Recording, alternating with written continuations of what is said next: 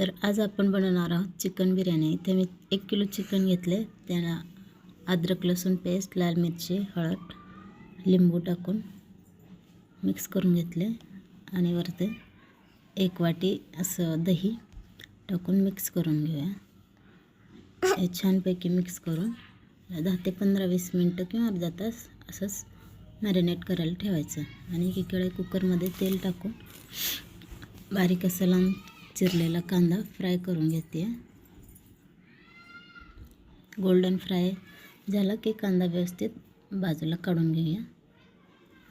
त्याच तेलामध्ये 2-3 तेजपत्ता, दालचिनी, लवंग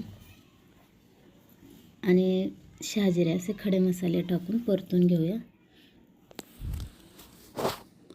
छान लालसर भाजले की त्यानंतर मधून कट केलेली हिरवी मिरची, 1 चमचा आलं लसूण पेस्ट टाकून मिक्स करून घेऊया।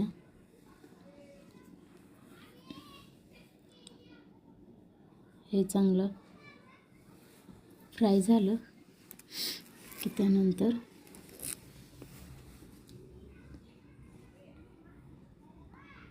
आपण मॅरिनेट केलेलं चिकन टाकून त्याला परतून घेऊया।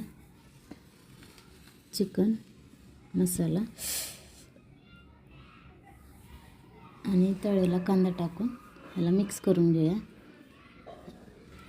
पाणी अजिबात नाही टाकायचं, याला असंच 10 मिनटं 5 ते 10 मिनटं शिजू द्यायचं, तेल सुटेपर्यंत चिकनचं। वरून बारीक चिरलेली कोथिंबीर टाकूया। किती सुंदर दिसतंय बघा। चिकनला तेल सुटत आलं, थोडंसं स्वच्छ तांदूळ घेऊन धुतले आणि त्यावरती टाकून देऊया। मी दम बिर्याणी करत नाही, कुकर बिर्याणी करते, त्यामुळे स्वच्छ तांदूळ धुवून टाकले आणि हे मिक्स करून एकदा ढवळून घेऊया।